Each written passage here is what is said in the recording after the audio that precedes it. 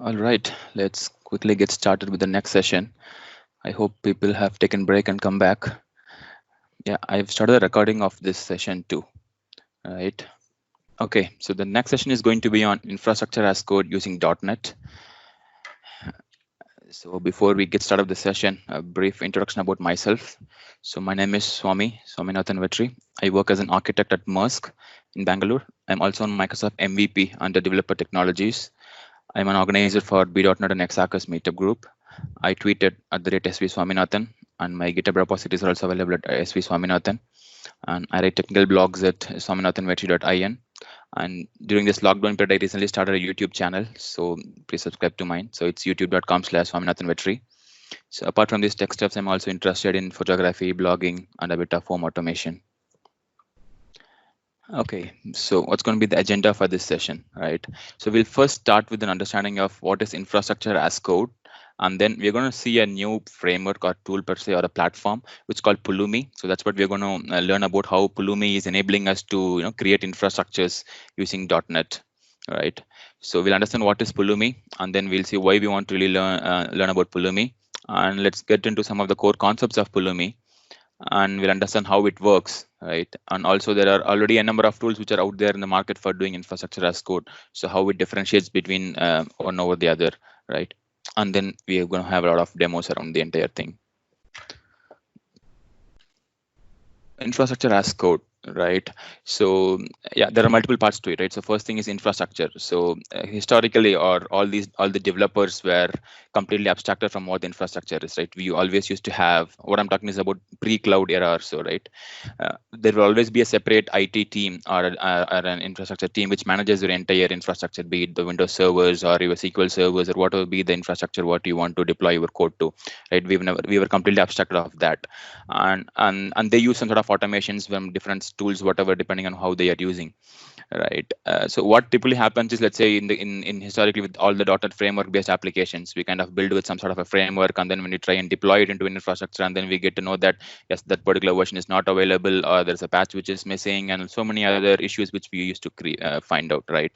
So with cloud, now when you're talking about cloud, what's happening is it's being much easier to create infrastructure, right? When we say easier from the time perspective also, think about procuring a server or a VM on your on-premise infrastructure. It's going to definitely take minimum 8 weeks to 10 weeks or more, even more for that matter, right? But with cloud, what happened is the getting the infrastructure has become much easier. You go to Azure portal or AWS or any cloud for that matter. You just go and then you request for it. Within a few minutes, your infrastructure is ready, right? But that's not going to be the sustainable model for your entire application development, or your entire the way how you want to manage infrastructures, or create infrastructures throughout. Correct. Just for playing around, yes, it makes sense. You can go ahead and create in the portal and then you get it. But when you want to really create the infrastructure multiple times over and over again for different environments or for different clients or different tenants or whatever be it, right? Then having or manually creating infrastructure is going to be very painful, and it's going to be obviously error prone, right? So that's when we have something called infrastructure as code. So this is one of the core principles of DevOps, principles of practices of DevOps as well, right? So you need to define your infrastructure in a code. Basically, we try to bring these software best practices to infrastructure management, and with that we'll also be able to enable collaboration between the developers for infrastructure changes.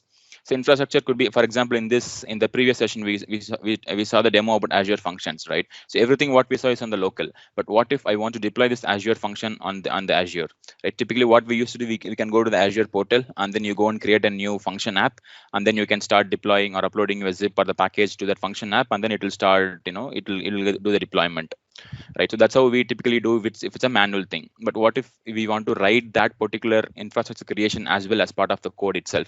What if it sits directly next to your application code base, right? Then it becomes much easier. Everyone who is looking at the code can understand what the application is and on what application infrastructure the particular application is going to be deployed, right? So that's one of the benefits of having the infrastructure as code, right? And also you'll have the option to track the changes from your code commits to the deployment of your infrastructure.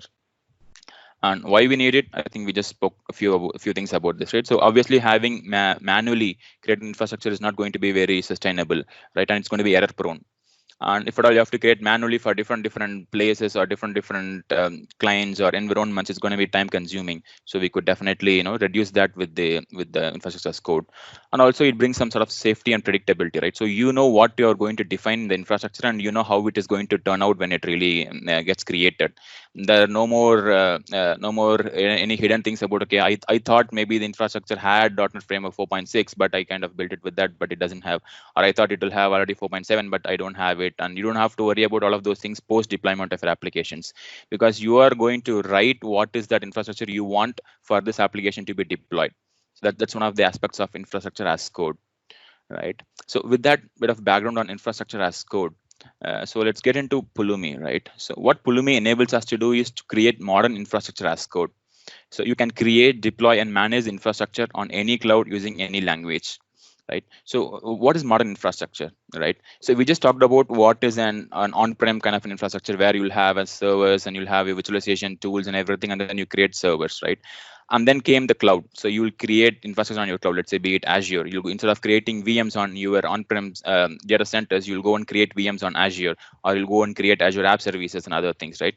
That's like specifically within one particular cloud.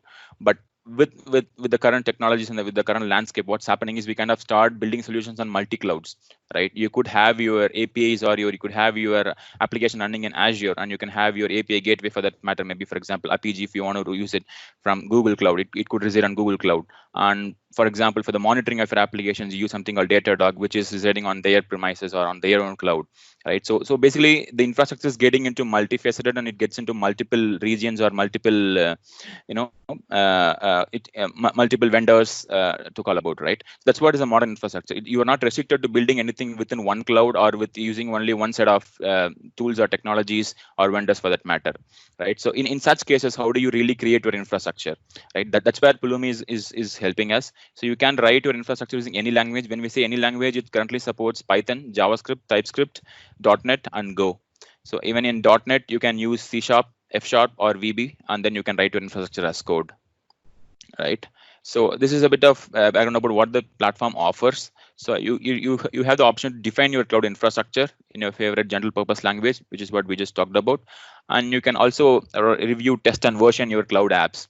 Let's say, for example, if you want to create your function app, right, you can specify what kind of consumption plan it needs to use, and what kind of scaling aspects it needs to have, and on what infra it needs to be deployed. Everything would be residing next to that code of your function itself. And you'll also, since it's all there in the code base, you can do your peer reviews or code reviews, or running your unit tests and versioning your infrastructure, and everything would be much possible for you. And of course, you will get one continuous delivery workflow, because you're going to build on a single platform, which is going to target any cloud, or any public, private, or hybrid cloud, for that matter. You will be able to write one set of scripts, and then that can handle entire your infrastructure creation or management. And you can use one common continuous delivery workflow to publish all of these things, be it application deployments or be it your infrastructure deployments, and everything can be done via one continuous delivery workflow itself. And of course, you can enforce the policies and the best practices. So policies could be like, let's say you create an Azure VM, and in that VM, you don't want any external internet access from that particular machine or so, right? How do you restrict that? So these are some things which is more like policies, what you can enforce on your infrastructure. So even those policies you would be able to define in the code, and that way you can enable those policies and all the best practices. What we do with the typical application development coding, right? You can enable them all for infrastructure coding as well.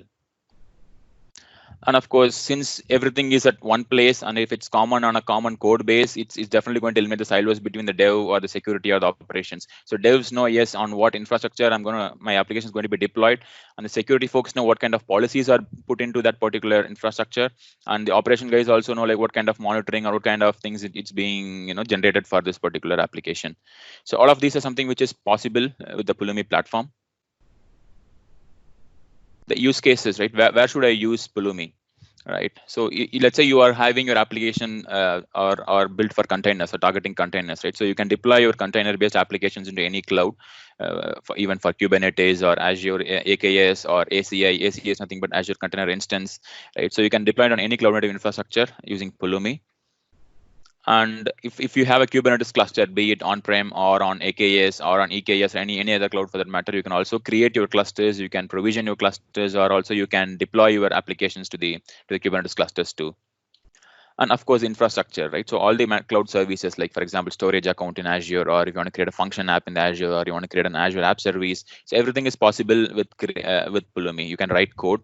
So in the examples, as you see in the picture, right, it's all using JavaScript. So, but what we would see in the demo and in this session is more on how we can use .NET, because most of us are from .NET background. It's much easier for us to get an understanding of how we can leverage our existing .NET skills and then start writing infrastructure code as well, instead of learning any new techniques or new languages. Right? And also it supports good amount of serverless capability, so you can directly create or deploy your serverless applications and the infrastructure there. So some of the core concepts what it introduces, right? Because it's a new platform or a tool, we need to understand some concepts of how it wants us to really build the entire program or structure for that matter, right? So these are the common things, right? First, we need to understand the programming model, what it defines, and then there's something called projects, there's something called stacks, and there's something called configuration and secrets, and also there's something called state and backends. So we'll go over one by one in depth in the subsequent slides. Programming model. So one of the important things which I was at least liking about this is a programming model, because it enables us to use our own programming languages, what we have so used to. And every program, like a Pulumi program, if we have talk about, right? So any folder that contains the code what we have written in C# or a C# project, whatever it contains, is what is a program. It's called a Pulumi program, right? And the program would have something called a project. A project is something which is defined by an YAML file here. And a project will have multiple stacks. Stacks are something you can think of like environments, right? You will have one stack for your development environment. You will have one stack for your staging. You can have one stack for your production. So that's how you'll have your stacks defined. So a program is what would define the entire thing, your desired state configuration for your infrastructure. And you will define the metadata using the project, and you'll deploy that into a stack. Right. So this is an example of a small project. So you will have something called Pulumi.yaml file. Wherever it's present inside a folder, that folder will become like a Pulumi project. And you can define all of these things: name, runtime, description, configurations, and backend. All of these can be specified inside a project. It will become more clear when I start looking at when I start opening the code and then start explaining.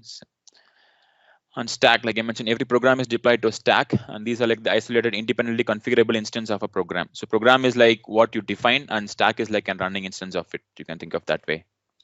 And of course, yeah, you can denote different environments or phases with the stacks. And yeah, configurations and secrets, right? So configuration is something which is very, very essential for all of the things, right? So for example, even when Amrish created the Azure functions, we have something, a local settings JSON, where you'll go and specify all your configuration required for your Azure function. What is the runtime of it, and what are the web storage if it's going to use, what is the storage it is going to use, and all those things are part of configurations. So you can define configurations also in Pulumi. So it's like any other configuration, it's like a key value pair. And these configurations are stack specific. So if you can have different kinds of configurations specify different stacks. Let's say for dev environment, whatever the virtual machines you are going to create, you might not build the biggest one or so, right? You might start with an smaller version of your VMs, maybe like 2 GB RAM or maybe 8-core processor or whatever be it. But then when you go into production, you might want to increase the workforce. So you can define all of those multiple things in stack specific configurations. And the configurations can be created using CLI. Pulumi also has a CLI, which is nothing but the command line interface, and you can read them from your programming model. And also, definitely, we would have some secrets, right? Let's say you want to create some of the secrets on Azure Key Vault, right? Key Vault is going to manage the secrets, but you are going to create the Key Vault itself using code. So obviously, you can't mention a secret what you're going to put inside the vault in the plain text, correct? So you need to be having the ability to create secrets. So there is a built-in secret store which is available. So that can also be used when you set the configuration. If you suffix with a parameter called secret, it will automatically encrypt it and then it will put it. And even this encryption is also per stack. So even if you get hold of one of the secrets which is available in the configuration, you'll not be able to use it on a different stack. And of course, it supports custom encryption providers. Like if you are building on AWS or on Azure or on GCP or if you want to use HashiCorp secret store, you can definitely use them as well.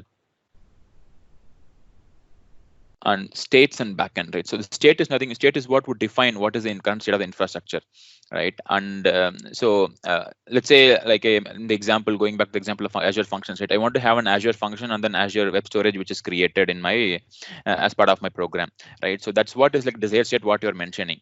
So it will be checked against what is the current state of the existing infrastructure, and it will compute the differences between, okay, you know what, I already have these storage already created, so I might not do it, and then I'll go ahead and create only the function. So that's where the states come into picture. So states are the backbone of your entire infrastructure as code, because this is where all your code will get computed against, like what is the new infrastructure we are trying to create, or what is it we are trying to modify, and everything would be managed again with the state. And how does the state, where does the state go and get persisted? That's where the backends come into picture, right? So backends are the ones which maintains the state, and there is an existing backend from Pulumi, which is free for open source developers. And there's also self-managed backend where if you want to use your own cloud storage in Azure or AWS, anything, you can use that too. Or even if you want to use local, you can do that as well.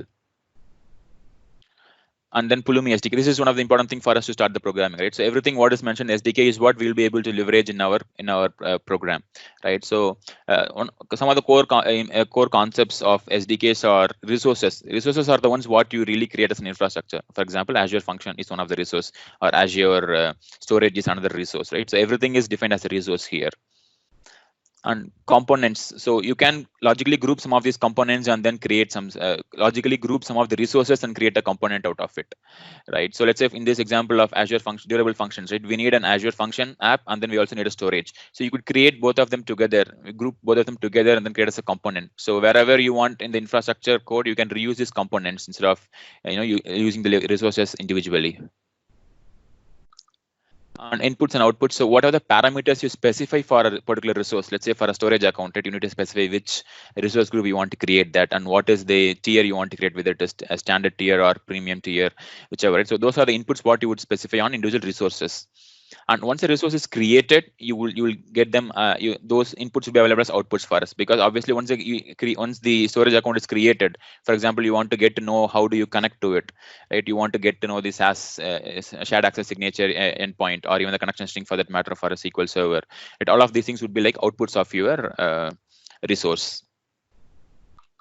And the outputs are available either at resource level or at stack level also. If you want to use one of the output from one stack into another stack, you could do that too.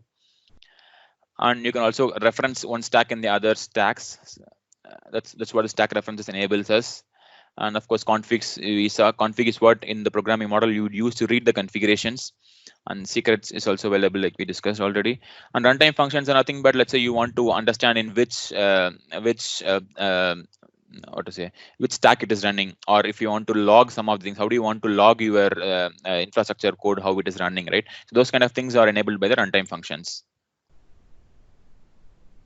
Yeah, so how all these things works, right? This is one of the important things what we need to understand, right? So what you see in the bottom is a language host, right? That's something which is going to enable us to write the code in the programming language what we want, right? In the example here, it's index.js is a file where you are specifying all your infrastructure here, right? The language host will then, let's say you are having a statement called new resource, right? That's like newing up a resource, right? That will send this request into the CLI and the engine. Right, the engine is nothing but the deployment engine. So that engine will look at this particular source. Hey, you know what? Somebody is requesting me to create a new Azure storage account, right? Then this engine will go and check at the state. So on top of it, what you see is the last deployed state, right? In the last deployed state, it will go and check: do I have a storage account already in place with this parameters what is specified? If it's a first time deployment, it is going to say no, there is nothing available, right? Then it is going to write the new state that is going to be created, and it will use something called the resource providers. So the ones what you see on the right on different clouds, AWS, Azure, or Kubernetes, these are like the resource providers.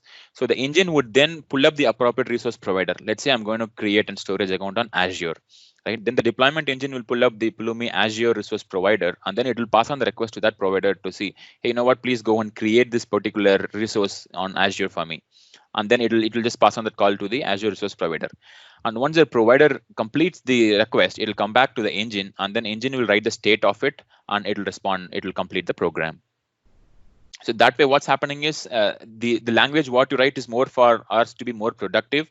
So the Pulumi CLI will understand in which language the particular application or the program is written, and then it will go ahead and pass on the request to the engine, and the engine will take care of all the other activities.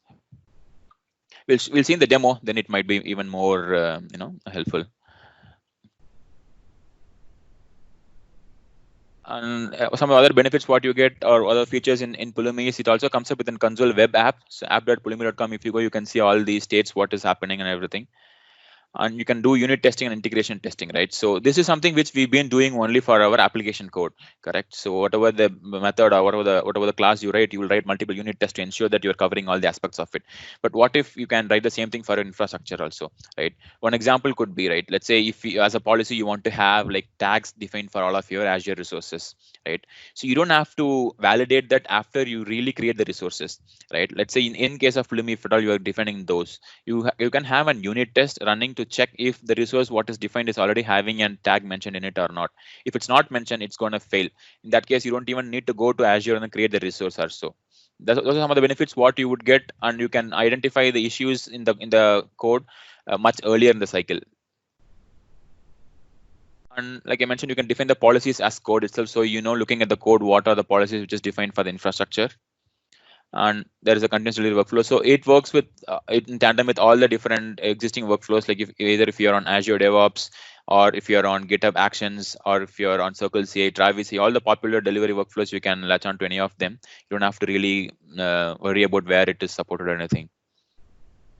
And also, it's not just limited to only cloud or things, right? Let's say cloud is one aspect. Like, yes, we are able to create resources on Azure or AWS or GCP, right? And what if databases, right? Let's say you want to create something on MySQL or on Postgres.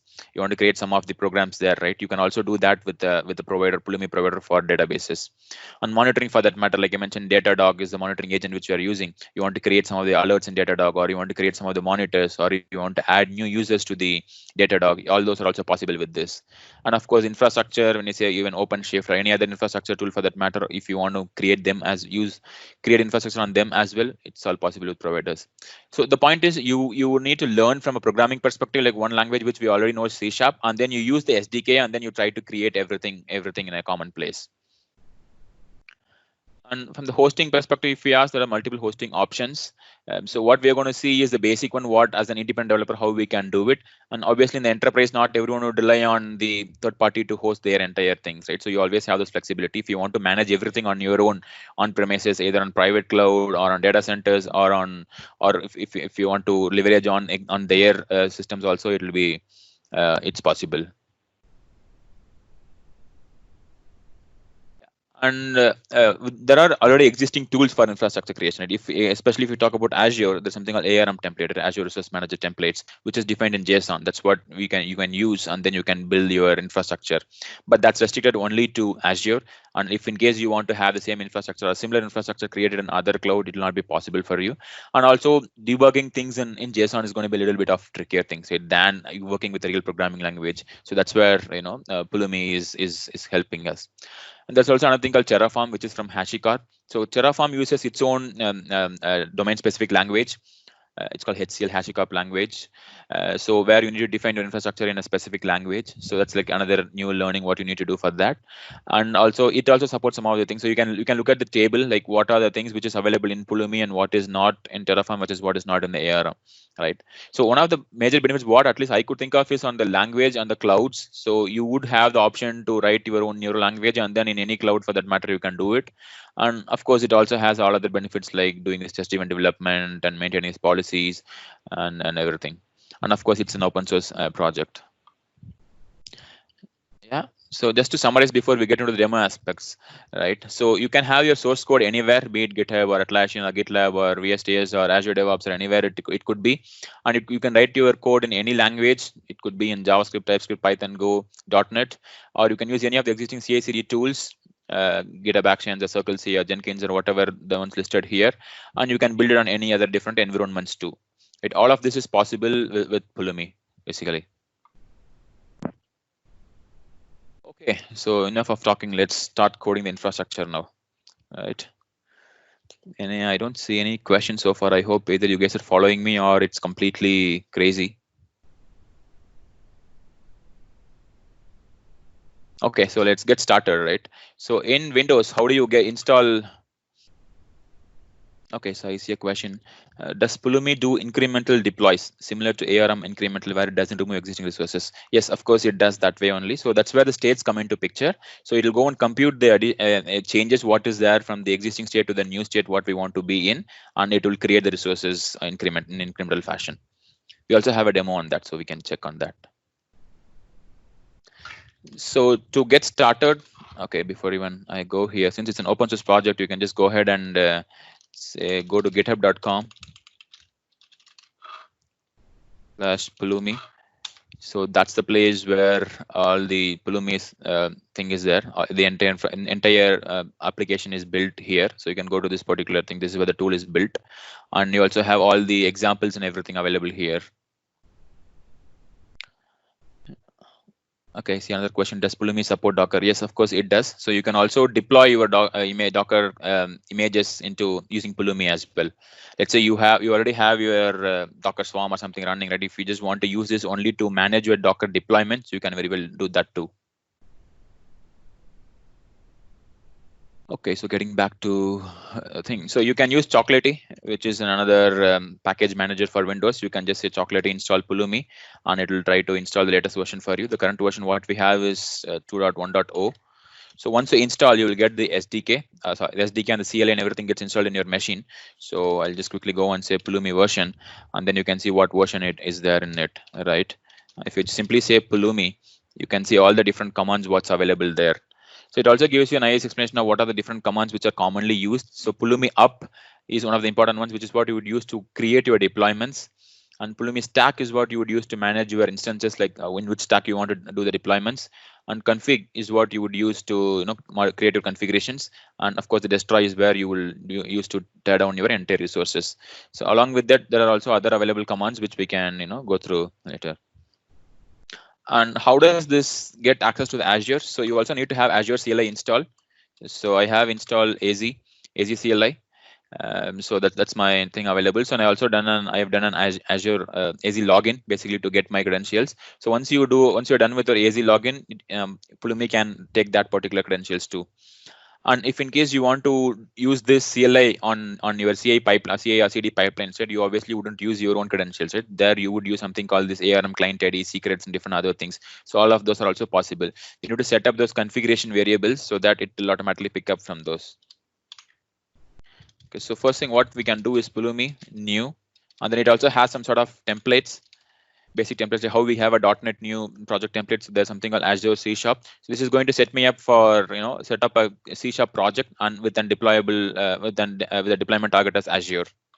So when I say Pulumi new Azure C#, right, it's gonna prompt me some of the questions. So what is the project name? B.NET demo. Okay, I'm happy with that. So yeah, the description I'll leave it as default. And what is the stack we want to create, right? So that's where we're going to define the default is dev. So I'm going to leave it as is too. So I'm going to create this stack. So, and this is like a general setting, like in which location we want to deploy it. So I'm going to say South India. So, and this is going to now create a project for me with all the Pulumi YAML files and the C# project and everything. Right, let's just give it a minute or less. And then once it is done, we can go ahead and explore the project structure.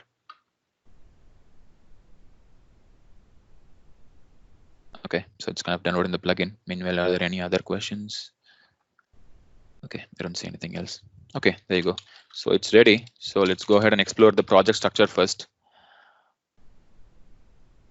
Yeah, so this is a basic project what we've got out of the CLI. So this is an easy way for us to get started. But like I said, it's another C# project. So if you want, you can start from scratch also. So if you go to CS project file, right? So it just includes this package reference Pulumi.Azure. So if you just install this package in your application, you should be able to start writing Pulumi code as well. Right. So it's a basic .NET SDK based application. It's targeting .NET Core 3.1, and its output is exe. Right. And then what other things what we want to understand is the Pulumi.YAML file. That's the one which defines the Pulumi project here. Right. This is the name and the runtime and description what we mentioned there. That's persisted here. And there's also something called Pulumi.dev.YAML. So this is what the stack specific configuration is. So Pulumi.dev is a stack name, if you recollect, we gave in the command line. So that's what it has taken. And we're telling the configuration Azure location to be South India. So any deployments which is going to happen in this region. And then you have a program.cs file, which is going to do a deployment or run async. This is what is going telling that to create a deployment for this particular stack, right? Now, what is a stack? So if you look at the stack, so it inherits something from stack, which is the Pulumi SDK, which is from Pulumi SDK. So this is the my stack constructor. Here is where we are defining all the resources. I think these are the things which are very much familiar for us. So we are telling that we are going to create a new resource group, and the resource group name is this one. Maybe I'll just go ahead and rename it to b.NET RG. Right, and then I'm going to have an Azure storage account. The storage account name is storage, and these are the properties of my storage account, right? So I'm going to create a new account, and then these are the properties of that. The resource group is going to be from this resource group, and I am going to use the replication type as LRS and account tier as this one. If you want, you can just go and use our IntelliSense here, right? The account kind and different other things, you can just use it, and you can set up all of the other different properties what we want. Right, and once it is created, I'm going to take this storage account primary connection string as the output for us to see how we can start establishing connections to that storage account. So this is how you'll define an output. This is an output attribute. If you recollect, there's something on inputs and outputs. So here, these are the inputs for your storage account. And once it is created, right, the storage account primary connection string, we are setting it as an output variable here, so that even after your program is complete, we'll be able to get a hold of this connection string here. All right. So with that basic thing, let's first go ahead and see how we can run that, right? So to run a particular infrastructure, you can use Pulumi up.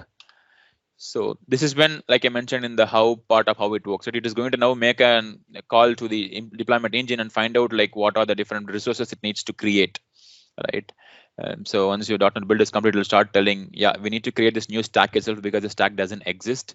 So it's going to create that. And then within the stack, what are the other different parameters, what you have mentioned, or different other resources, what we have mentioned, it'll go and create them as well.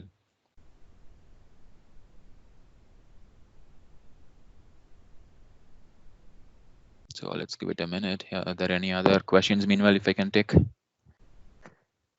Okay, I don't see anything in the chat window. Okay, sure. Yeah, so as you can see here, so it computed these things. First one is a stack which needs to be created, and then your resource group which is named as b.NET RG that needs to be created, and the storage account also needs to be created. It 3 resources to create. Now I have the option whether I want to perform this update or no, or find out the details alone. So I'm going to say yes. Let's go ahead and create this infrastructure. So what this will do is this is going to create all these resources on Azure. So as this does, I'll go ahead and open Azure portal so that we can explore once it is ready.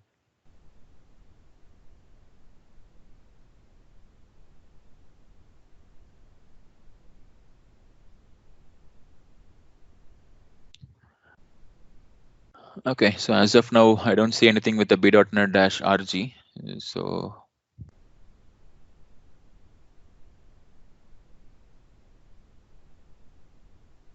yeah, let's give it a minute for it to complete, and then we should be able to see the resources created there. Yeah, so that's what got created, and because we mentioned the connection string as outputs, it's available here for us now. So you can go ahead and use this for further connections, right? And you also see something called the perma link here, right, which talks about the app.pulumi.com. So this is where this is the place where which I'm using as backend. So if I go ahead and open that, this is a console application, app.pulumi.com. I mean, it's a console. They call it Pulumi console. It's a console web application. So you have different other login providers. I've used my GitHub to log in here. So these are the different stacks what I have, right? For in this particular example, we have what we've used is a b.NET demo. That's a stack here, right? If we go ahead and click on that, you can see all the operations what happened in that stack. So even if I just close this entire CLI on the command line interface, I can go ahead and look up all the things which happened in the console app here, or the console web app here. So you can go and look at the activities, and even the let's say if I go and look at the details here, right, you can go ahead and find out what are the changes which happened, and then what kind of timeline and how it ran and everything would be available here for us. Yeah, okay, so there's a question on how do I mention different Azure environments for deployment? I mean, if I want to deploy the same thing in 2 different Azure environments. So I believe when you say Azure environments, two different subscriptions or so that's something which is managed by the AZ login. Or like I mentioned, you can also generate these client credentials like client ID, secret ID, tenant ID, and the subscription ID. So all those parameters, if you pause in, you will be able to use that, and then you can run through the Pulumi to deploy it into multiple environments. Yeah. Okay, so that's where the stack is. So let's go ahead and quickly modify this, right, to see how the differential thing works. So let's say for now, I don't have any container defined there, correct? So let's say I go ahead and create an blob storage container now. So this should be from, okay, code actions already there. So I'll say container, comma, new container orgs. Where I want to create this container, so storage account name, I will use it as my storage account dot name. So I am going to just tell that, okay, I want to create this in the storage account name, right? So now let's say if I go back and run this Pulumi up command again, it will do a calculation about what are the resources available and are they existing ones or are they new ones, and then it will find the diff, and then it will go and create only that thing.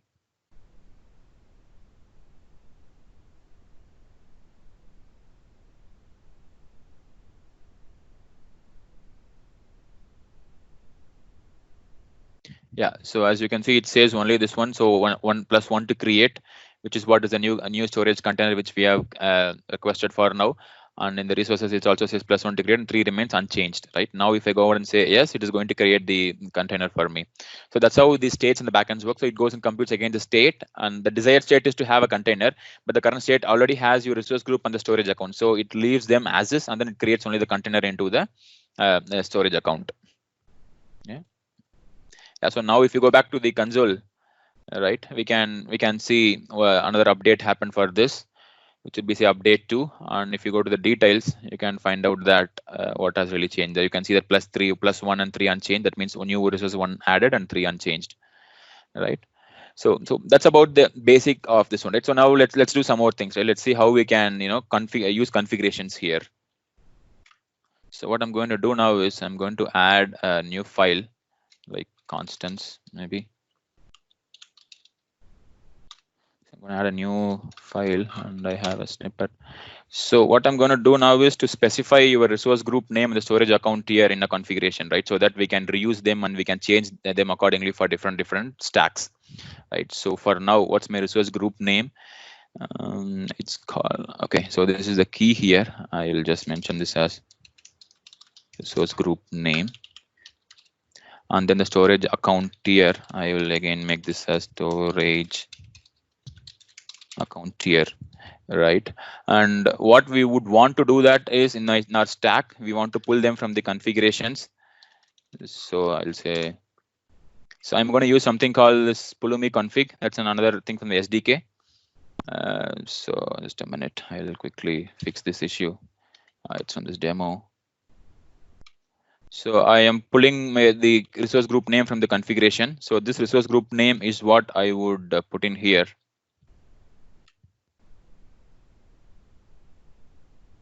So I would like to give the same name. So I'll just copy and put it.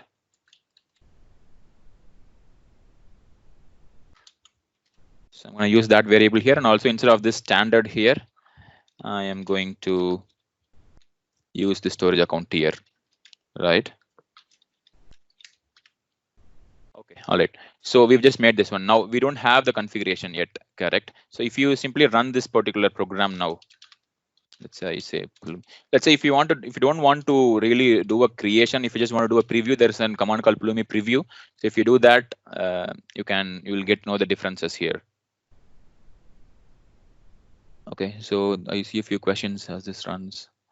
So how updated does the SDK remain with AZ feature releases? So it's pretty much in sync. So yesterday, I think until yesterday, I had the Pulumi Azure plugin as 3.3. Now, as you can see, when I downloaded it downloaded a new one. So I believe they are trying to be almost in sync with what Azure features are getting released. And we already have provider on-prem for Terraform can we use for Pulumi? Yes, there are also options in Pulumi that if you have already using ARM templates or if you're using Terraform, you can also leverage that and then you can build your things into Pulumi. There is a nice migration guide mentioned in the documentation, so that would help you. You don't have to really put them into Drain and then start over in Pulumi again. You can leverage them. And in fact, all these Pulumi SDKs, what we talk about here, right? All whatever the account or the SDKs and other account or resource group and other things, these are all built on top of Terraform providers only. These guys have adapted the Terraform providers because that's already in place and there's a good amount of community support and everything, right? They just kind of put an abstraction on top of it and then they enabled us to write it in the programming language what we want to create. So yeah, if you don't, getting back to the demo here, right? So since we don't have the configuration specified, right, it gives an exception, missing required configuration variable. Right? So I'll say Pulumi config set resource demo variable. So Pulumi config set b.NET demo : resource group is the key what we are looking for, correct? And then the value of it would be the same resource group what we have here. Because if you change the resource group, that's like an new deployment it will trigger. So I'm going to do that. And also there is one more thing which we want, which is like the storage account. So what you need to do is Pulumi config set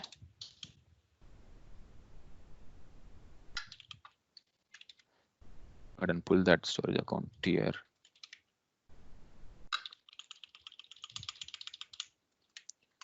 And I'll say standard, right? So those are the two configurations which we have set. Now, if you go ahead and say Pulumi preview, ideally there is no change from the resources perspective, right? In the infra perspective, we not change anything. We just change the way how we want to organize our .NET project or so. That's what we have done. So it shouldn't really be showing any differences for us now. And Pulumi works for both .NET Core and .NET Framework. No, it works only with .NET Core. And can we write our own provider for Pulumi? Yes, it's very much possible, but I haven't tried that yet. I need to look up the documents.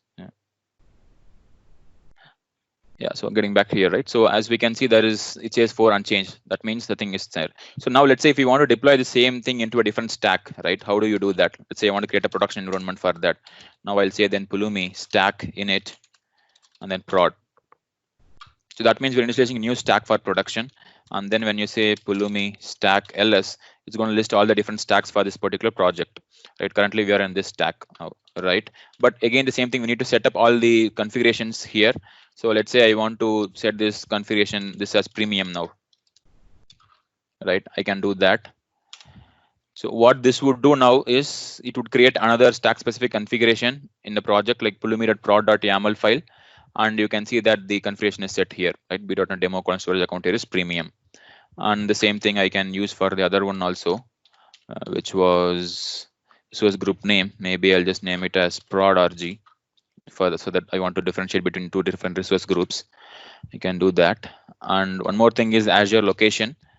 So if you see, these are the 3 different properties what we have here at Azure location and the other 2. So we just created the other 2.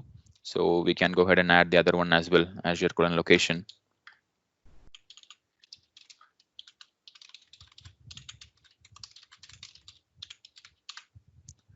So I'm going to do that. See, there are 2 ways. Either you can go ahead and modify your YAML file if you're comfortable, and then you can just put these things here. Then you can automatically read them from your program here, right? Or if you can use CLI to create your configurations. Okay, so with that, now let's do an deployment to production, right? Now let's say Pulumi up. So it says previewing update for prod, right? There is no stack for prod. So first you'll go ahead and create the stack, and then it is going to create all the other resources what we have defined there. That's how with one particular program you can write into different stacks. Okay, so one more thing. 1 minute, let me go look at the question here. So we already have provider on-prem for Terraform. Can we use the same for Pulumi? Yes, it is very much. That's what I was telling. So you can definitely use the existing Terraform stuffs in Pulumi. So I'll show you in the documentation on how it is. I can share the details. And configuration would support reading values from environment variables. Yes, it does support. So obviously in the pipeline we don't want to put it in the YAML file. So you can definitely set environment variables, and then you should be able to read the configurations from there. So I'm going to create this, and then it could do.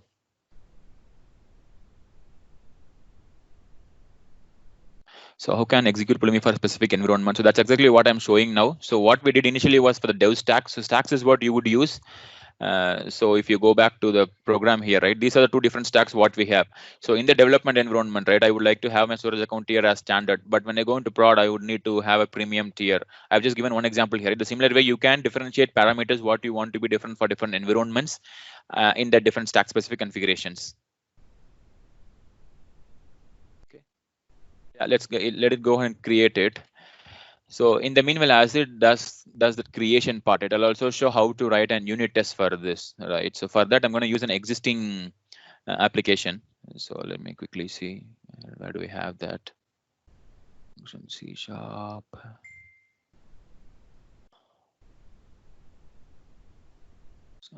I believe it's in the quick start if I'm not wrong. Yeah.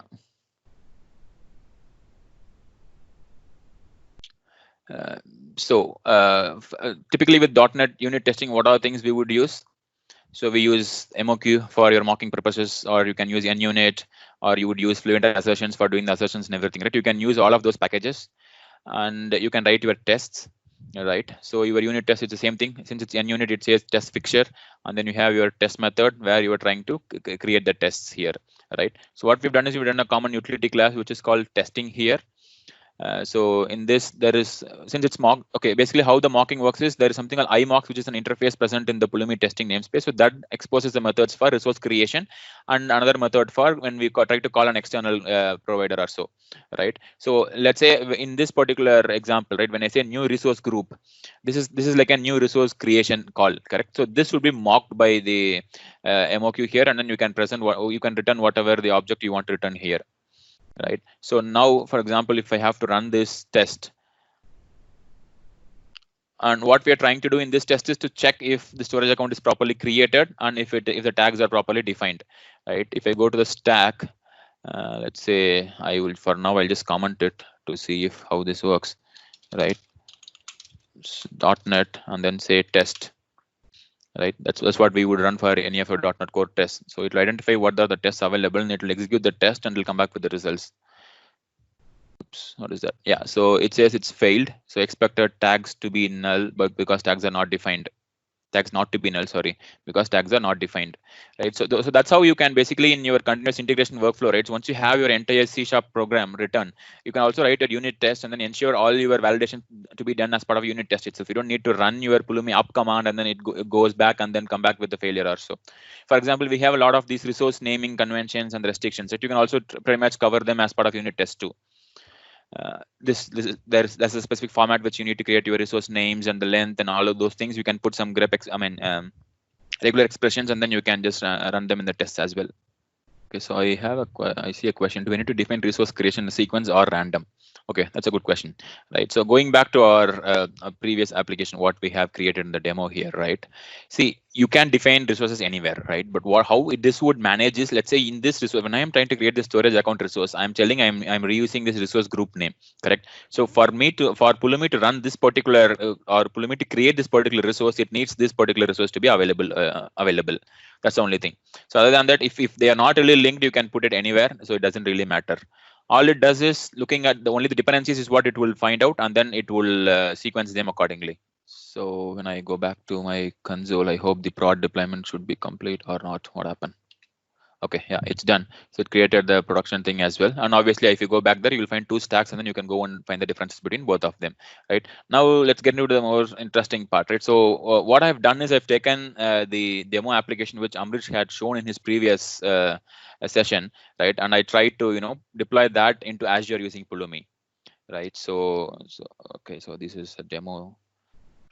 Okay, yeah. So this is what is a code base. What he had just showed, if you recollect, he had showed about the orchestrator function, which had the orchestrator, and then the client starter function, which had the client starter and all the activities, functions, and everything here, right?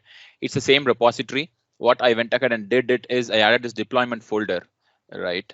So in the deployment folder, I've created as a Pulumi project inside that, right? So what I did is I created a function stack, and I am trying to deploy this into a Azure function there. So some of the prerequisites for that is we need to have an Azure Web Job Storage, correct? That's where the durable function is going to maintain its state, right? So we need something to maintain that, and this Web Job Storage is going to use a configuration value. So since it's obviously a secret one, I have made it as a secret. Since it's a sensitive one, I've made it as a secret, and then I put it in the configuration. So that's something which we are reading it first, and then the same thing. So I'm going to create a resource group with this name, and I'm creating a storage account. And I'm also creating an app service plan. Basically, in this example, we are creating a function with app service plan, and then we are trying to deploy the code into that function, right? So this is the app service plan and its tier and size and everything. And this is the container. So basically, what's going to happen when I run this application or when I run this program, right? As we can see, when you do a .NET publish, right, of your Azure function, it is going to create, it is going to publish the entire publish the artifacts in this particular folder, bin debug and publish folder, right? We are going to zip up this entire publish folder and put it into a blob storage, and we would also deploy the Azure function, deploy the function code from the blob storage. Yeah, so that's what is happening here. So now with that context, if you go look at it, yes, we need a resource group to host a storage account. Yes, we have a resource group, then we have a storage account, and then we have a container here, and then we have a blob, right? And what is the blob URL and everything, we have got it, right? And then to create your function app, you need a resource group, obviously, and then your app service plan ID. So which is what we have defined here. And I think this is another example of another question. Should it be in sequence or random? See here, I have defined my app service plan somewhere else, but my function is really using that somewhere else. So it's all about how the resource dependency is only. It's not about how in the sequence what you write in the code, right? And in the function app, what we are telling is, yeah, this is my function app name, and then I'm going to deploy it into this resource group, and this is my Azure Web Job Storage.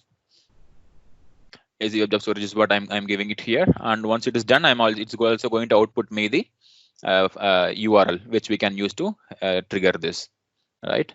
So now to deploy this, what I would there's a problem with my VS Code, so it just does for the first command. So yeah, I'll go into this, and then I will say Pulumi up, right? So as that happens, maybe I can just show my configuration. So yeah, if you go to here, you can see this is a secured one. This is already encrypted. This is not how we see as your blob storage thing, correct? So it's already encrypted, and I just put it here.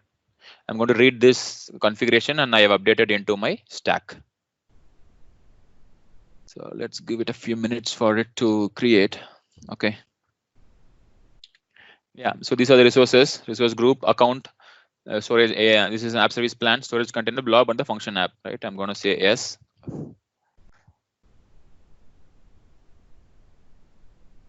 And let it deploy.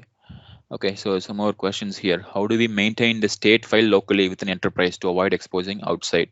So in the Pulumi YAML file, there is another option for state or the backend as well. I believe it's called backend, if I'm not wrong. So you can define what is the backend you want to give. You can use your own cloud storage if you have on Azure or anywhere else. You can provide that particular name here.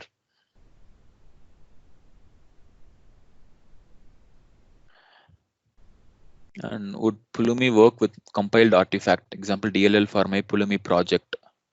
I'm not sure I get that question properly, Deepak.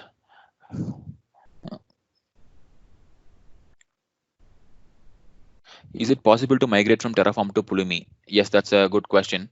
So I will, as it runs, I will quickly show that in the Pulumi docs, right? So their thing is pulumi.com.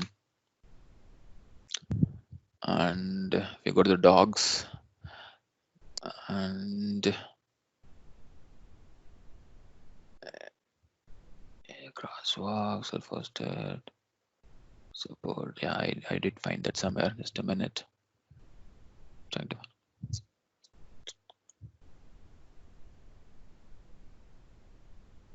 I think it's from here.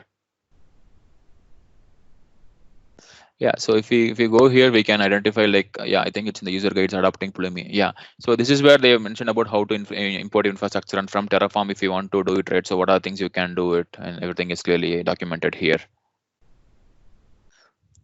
Okay, yeah, now I get the question. So do we need the source side by side run Pulumi? No, obviously it's not, right? So basically what I'm trying to show is as a practice, if we can maintain everything in a single repository, right? What is the code you are trying to write, and what are the deployables you are trying to do, right? Or what is the infrastructure you want to deploy that particular code. So that's where it helps. But definitely, if you want to separate it out, yes, you can very well do that. All it needs is the artifact link or so, right? How it wants to really deploy it. Okay, yeah, so it has created it. So, and I think this is the function what is available there. And I also have that same helper here. So I'll just go ahead and put this here. Okay, yeah, in this post. Yeah, so let's go ahead and send this request, and it should start, creating the thing there.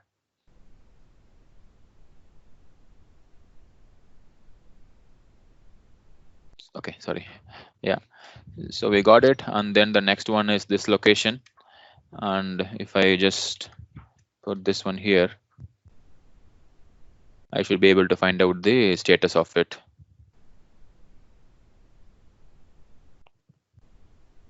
Yeah, so we see that it's completed, and whatever the one we've got, yeah, it's all there. So that's pretty much how we can basically, create infrastructure, manage infrastructure, and also you can deploy your, code or the functions into your infrastructure too. What you just created.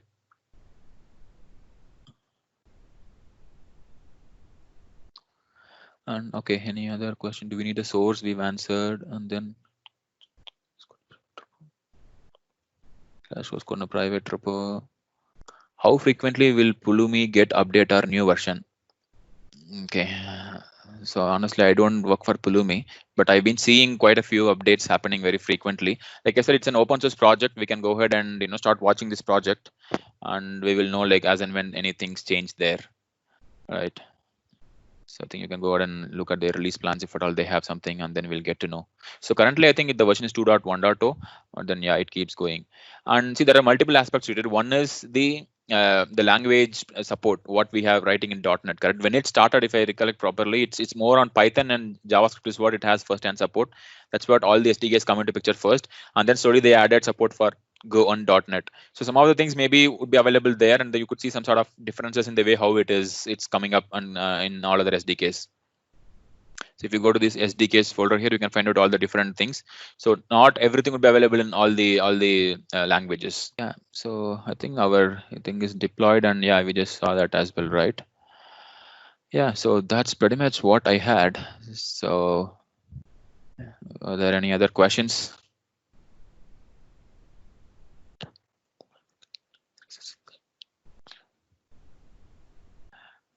Yeah, just to on a closing note, right? So what we just saw is on Azure and on .NET. So I believe the message is clear, right? So we can, if in case you have a JavaScript team, or if you have a team of Python developers or so, right? You can definitely do that, and you can mix and match both. It's not that .NET projects are to be deployed only with .NET SDK or so. It's not like that. You can create your functions in Node.js. You can still write your function, this one in .NET here, infrastructure in .NET.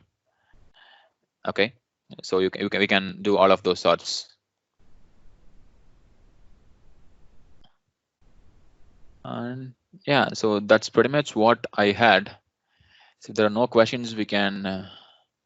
Okay, can we mix .NET and JS in Pulumi? See, when we say mix, yeah, your application could be in something else, and your code can be in some other language, right? Because you are going to have only like one stack or something which you would define. So it should technically be possible, because it depends on when you run Pulumi up is when it is going to define on what language your particular program is written, right? That time it is going to use your language runtime, identify that, yes, but let's say in this case we are having deployment.run. Correct. If you want to run another index or JavaScript, you need to have its own bootstrapping methods as well. Maybe some sort of index.js file, and then you need to create your own things there. Okay, so that's pretty much what I had. So I'll stop the recording, and then we can get into the raffle aspect of it. Please hold on for another 5 more minutes. We also have a raffle with attendees whom we have, and then we would give away the JetBrains licenses too for that. So thank you so much for this, and then I'll look up the chat window for any further questions, and then I can respond there. If you have any further questions, feel free to reach out to me on Twitter @SV Swaminathan, and I'll be happy to answer. Thank you.